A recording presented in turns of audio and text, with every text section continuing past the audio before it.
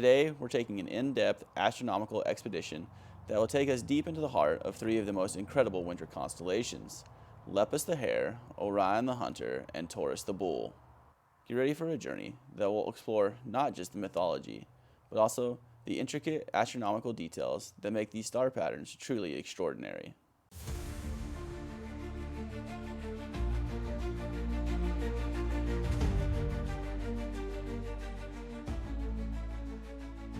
In Greek mythology, Lepus isn't just an ordinary rabbit.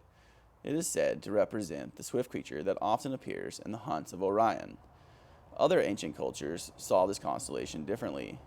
Egyptian astronomers associated it with the desert hare, while some cultures viewed it as the crouching animal always ready to spring into action. The constellation was first catalogued by the legendary Greek astronomer Ptolemy in the 2nd century, making it one of the 48 original constellations recognized in his groundbreaking work, the Almagest. Despite its relatively small size, Lepus holds some incredible treasures.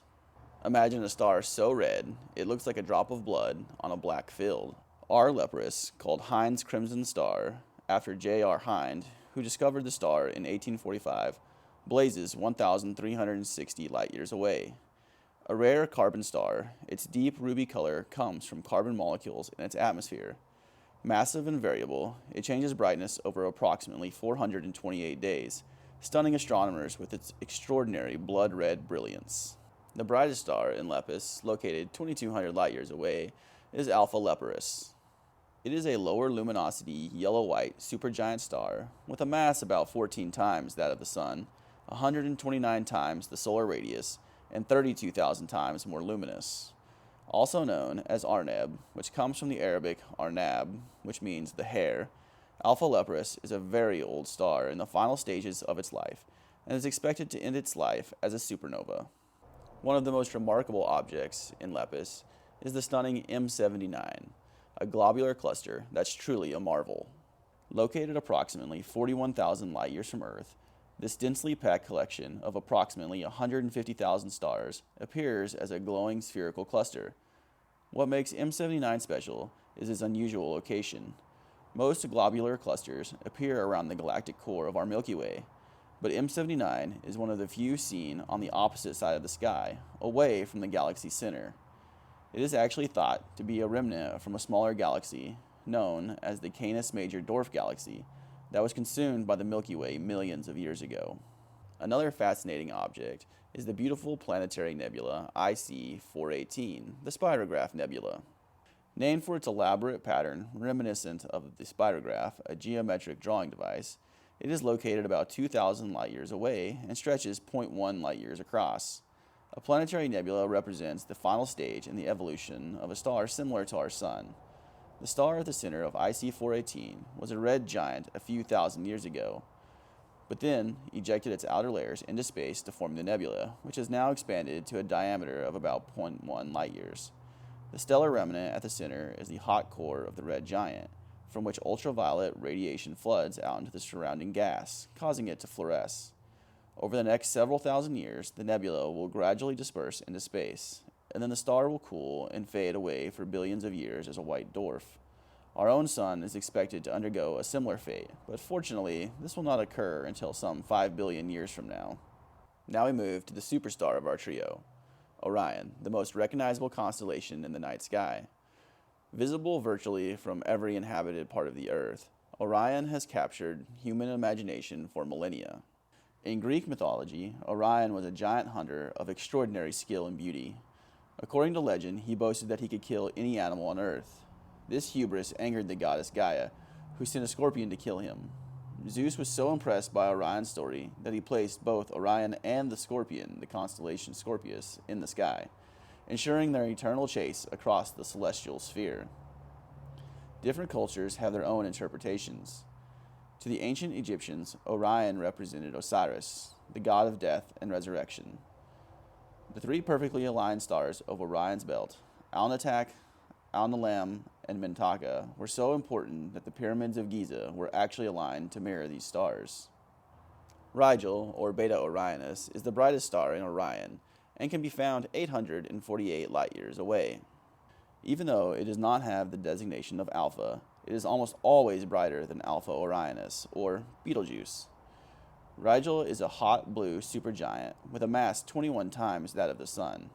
The name Rigel comes from an Arabic phrase that I'm not going to attempt to say, but it means the left foot of the central one, which refers to Rigel's position in the constellation marking the left foot of Orion. Rigel is often associated with the nebula IC 2118, the Horsehead Nebula, in the constellation of Eridanus, which it illuminates. Our next stellar object is maybe a little more familiar, as it was in the news not all that long ago with talks of its impending supernova.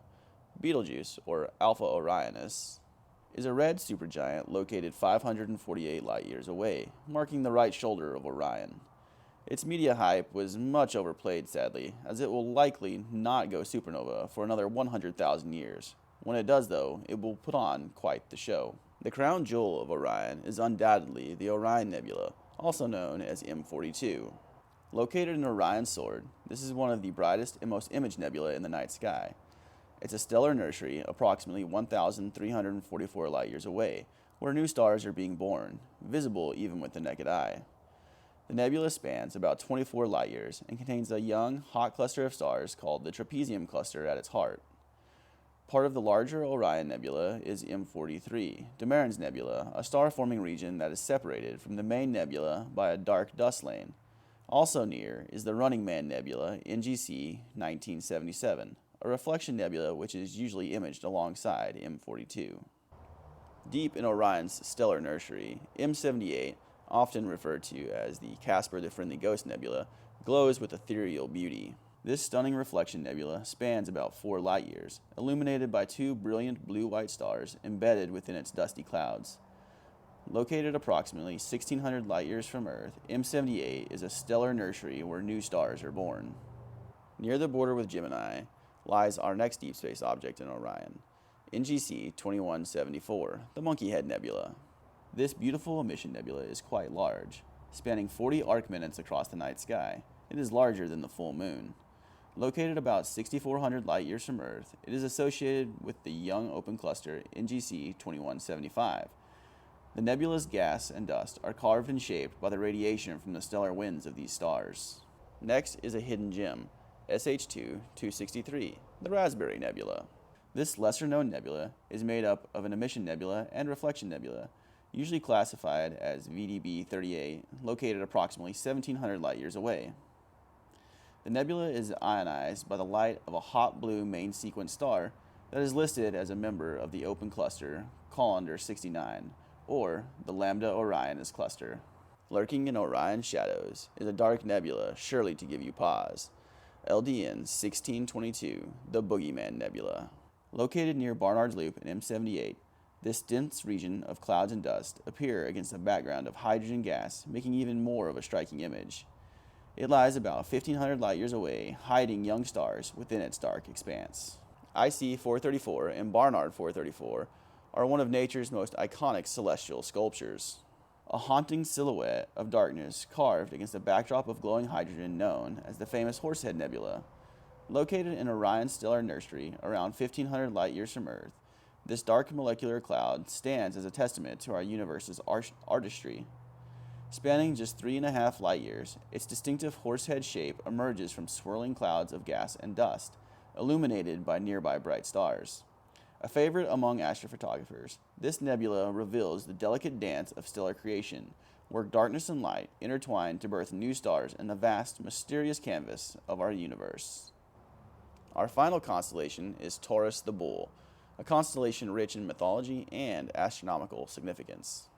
In Greek mythology, Taurus represents the god Zeus in bull form, who transformed himself to win the affections of Europa, a Phoenician princess. In Mesopotamian mythology, the bull was an important symbol of power and divinity, often associated with spring and renewal. The constellation has been recognized as far back as the early Bronze Age, and maybe even as far back as 15,000 BC, as a cave painting depicting Taurus and the Pleiades star cluster have been found in a cave painting in Lascaux. Other evidence suggests that ancient Babylonian astronomers first mapped its stars.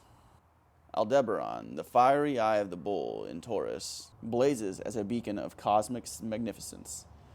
This brilliant red giant star sits a mere 65 light-years from Earth, ranking as the 14th brightest star in our night sky and the brightest in Taurus. With a diameter 44 times larger than our Sun, Aldebaran radiates a warm, copper-hued glow. Its name comes from the Arabic Aldebaran, which means the follower, because it appears to follow the Pleiades cluster across the sky. Next is Eta Tauri, or Alcyone. The dazzling jewel of the Pleiades cluster shines as a powerful blue-white giant star. Located approximately 440 light-years away, this beacon is the brightest member of the famous Seven Sisters. It is part of a complex multiple star system with at least 8 stars and is part of a binary system separated by 0.031 arc seconds. The age of the Pleiades is typically calculated to be around 130 million light-years, but Alcyone itself appears to be younger, less than 100 million years. It may be a blue straggler, which is a topic for another video. Speaking of the most famous object in Taurus, the Pleiades star cluster, also known as the Seven Sisters, is a beautiful open star cluster visible to the naked eye. Despite being called the Seven Sisters, the cluster contains hundreds of stars. Its member stars range between 390 to 460 light-years distance. It is accompanied by an incredible blue reflection nebula that was once thought to be a leftover material from their formation, but is now considered likely to be an unrelated dust cloud in the interstellar medium through which the stars are currently passing. Another remarkable object is M1, the Crab Nebula, the remnant of a supernova explosion that was recorded by Chinese and Arab astronomers in 1054. This was so bright that it was visible during the daylight for nearly a month. A rapidly spinning pulsar is in the center of the nebula. This type of neutron star, the ultra-dense core of the exploded star, like a lighthouse, ejects twin beams of radiation that make it appear to pulse 30 times per second as it rotates. Dominating the head of Taurus is the open star cluster called the Pleiades. Located 153 light-years from Earth, this congregation contains approximately 400 to 500 stars born from the same molecular cloud, roughly 625 million years ago. These stars share a remarkable uniformity, moving together through space in a gravitationally bound system. However, it is slowly dispersing over time due to gravitational interactions with other celestial bodies. Aldebaran appears to sit among them, though it's much closer to Earth. Next up is an interesting object that at one point caused a lot of confusion amongst early observers. NGC 1555, Hind's Variable Nebula, is a variable reflection nebula that dances to the rhythm of its central star, T Tauri. Located around 550 light-years away, this cloud changes its brightness along with T Tauri, but not necessarily at the same time, adding to the mystery of this variable nebula. Planetary nebulae are formed when a star in its final stages expels the outer layers of material. They are illuminated by the UV light from their central star, which makes them glow in various colors. Well, what happens when you have a binary system? Let me introduce you to NGC 1514, the Crystal Ball Nebula. One star is a dying giant, heavier and hotter than our Sun, and the other was an even larger star that is now formed into a white dwarf. This nebula is a double shell nebula with an inner and outer shell. We can't talk about Taurus without mentioning the Taurus molecular cloud. Situated approximately 450 light-years away, it is one of the closest star-forming regions to us and is known to contain more than 250 young stellar objects. This immense complex of cold molecular hydrogen and dust contains numerous dark nebulae and nascent stellar systems, making it of great interest to astronomers and astrophotographers alike. My favorite dark nebula within the Taurus molecular cloud is LBN 777, the Baby Eagle Nebula. The brownish color is caused by large grains of dust embedded in the gas. The dust reflects the light of the stars inside and around the nebula. What makes Lepus, Orion, and Taurus truly special is how they interact in the night sky. Located relatively close to each other, they tell a story of cosmic relationships, the hunter, the hare, and the bull, eternally chasing and interacting across the vast canvas of space. For amateur astronomers and astrophotographers, winter is the perfect time to observe and image these constellations. In January, they dominate the night sky, offering a spectacular view that has inspired humanity for thousands of years. Next time you look up on a clear winter night, remember that you're not just seeing stars, you're witnessing a cosmic drama that has been unfolding for countless years. Each point of light tells a story. Each constellation holds mysteries waiting to be discovered. Let me know in the comments what your favorite winter target is, and be sure to like and subscribe to help support this channel. And as always, keep looking up and clear skies.